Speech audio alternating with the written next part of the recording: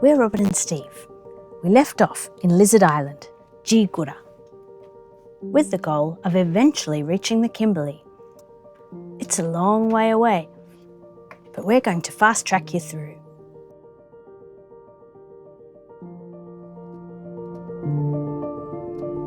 Around here, the trade winds blow steadily and strongly. Here Steve is setting up the running backstay in preparation, and we needed it.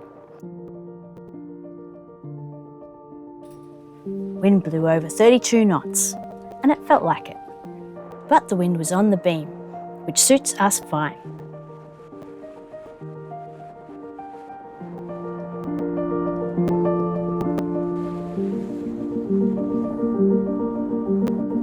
We admired the scenery, rounded the cape, and were then hit with over 40 knots of wind.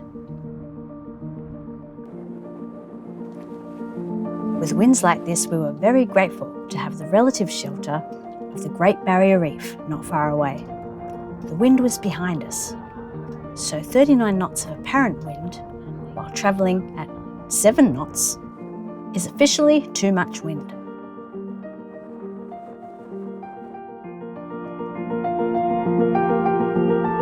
And while on passage, we had a vegetable tragedy to deal with. Most of our potatoes had rotted. We salvaged what we could for a potato-themed meal. Somewhere between the Flinders Group and Campbell Point, the wind seems to drop out. Behold, the weed-smothered, bird-rich Morris Island.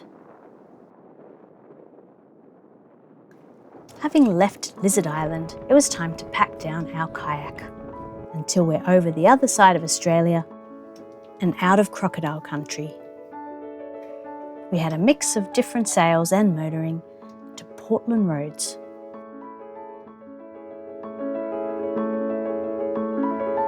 It was a lovely anchorage with a lush green hummock dipping down into mangroves. And as we entered, a dugong surfaced next to us. And just after we anchored, a tawny shark circled us, as if inspecting this new obstacle. Up here, the constant trade winds whip up the moisture, making it very hazy. We had to keep a good lookout, not only for dolphins.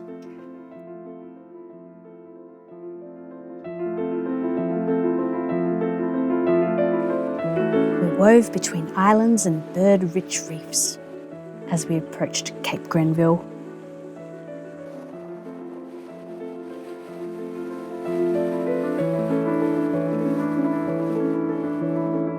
It's humid up here.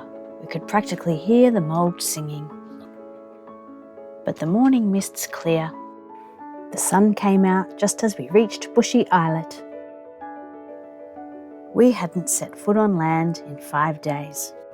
To get ashore, we'd upgraded from inflatable kayak to inflatable dinghy. No crocodile can get us now. Our legs felt so free.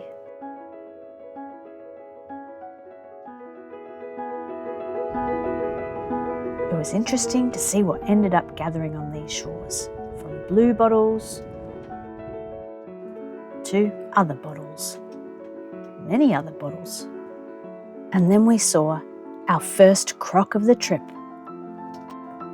Needless to say, it was an eventful little stop, and our next 42 nautical miles would take us further north than we've ever sailed before, to Mount Adolphus Island.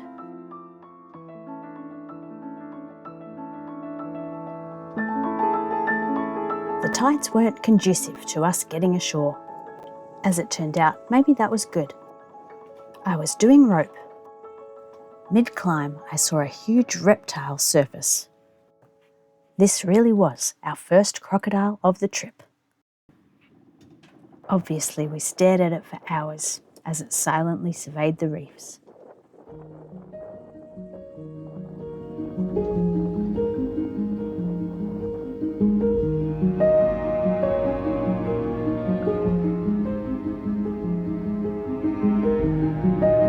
This massive beauty wasn't interested in us. It was just doing its own thing.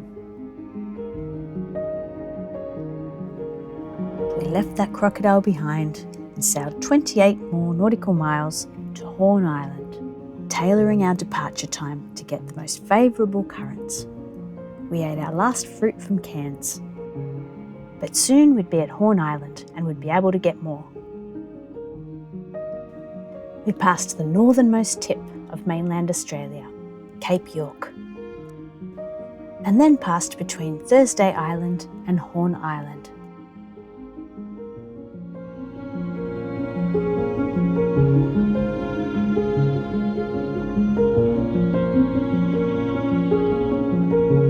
It was a short walk to two excellent shops, where we stocked up on fruit and vegetables.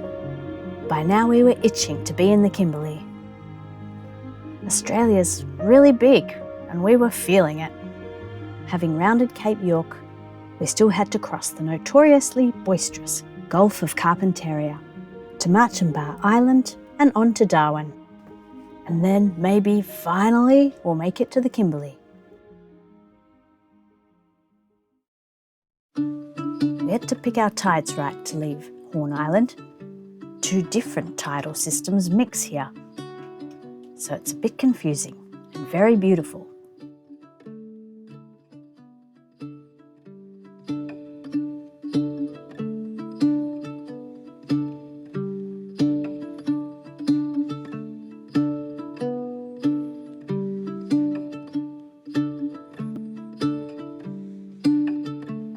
We weren't long gone when Border Force got in touch. Port of call, next intended port of call ever. Last port of call was Horn Island, next port of call will be Darwin, over. We got the tides right in the hairy bit, and for now the currents were against us as we passed Booby Island. It's lucky we kept watch. We ended up in a ship sandwich. Since I wasn't in the mood for crashing into a ship, I changed course for a little bit. We had starry nights and spicy seas, and quite a few animals, including birds, a pilot whale, a sea snake and a dugong. We had been warned that the Gulf of Carpentaria can get a bit boisterous.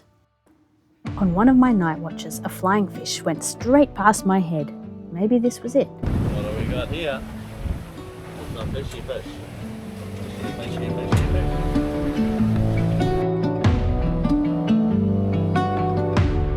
Deprived of land on which to walk, I used the roll of the ship to take a bit of a walk at least.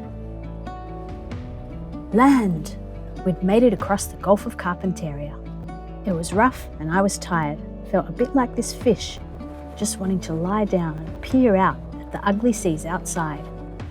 Not seasick, just exhausted. It had taken us about 3 days to sail the 350 nautical miles from Horn Island to Mattias Island. Time for a celebratory feast. We rested but then woke early because we still had 403 nautical miles to get to Darwin. Oh man, Kimberley, are we there yet? No, it's going to take quite a while. We had light winds and many sail arrangements. By now we were both sleep deprived and took turns crashing out on the bow, enjoying the calm. For now we knew that the currents would have to be against us. To have the currents help us in the most hairy part of the trip. Here in the middle of the night, the current was with us as we wove through sandbars, in the dark. By the time the sun was rising, we were out of the hairy area and soon could see Darwin.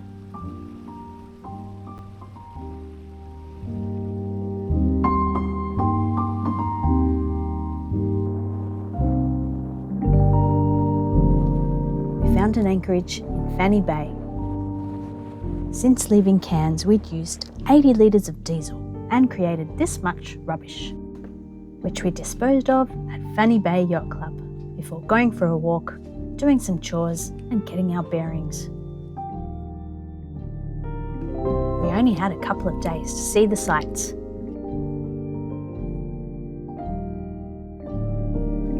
Chores done, we treated ourselves to a meal out at the markets.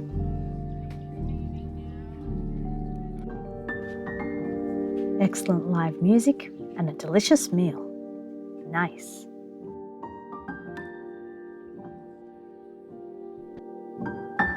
Next day, we walked to the museum.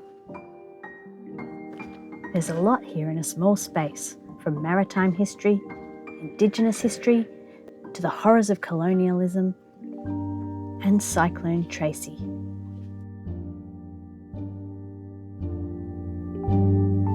For a town with a cheerful and laid-back vibe, it's definitely had some hard times.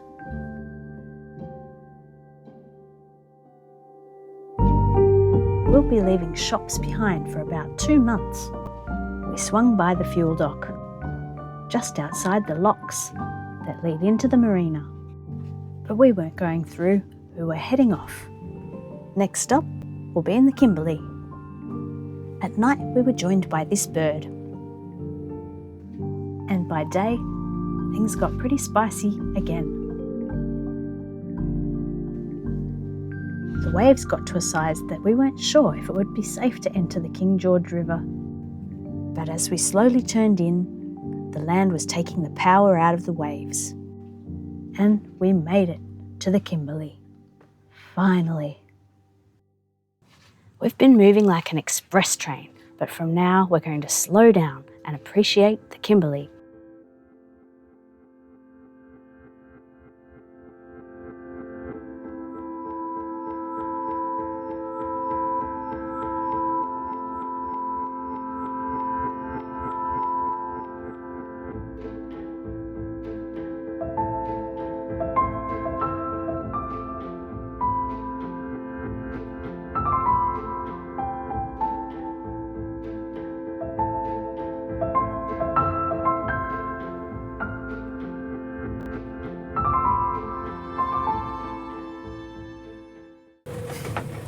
We are mediocre white people doing unremarkable things.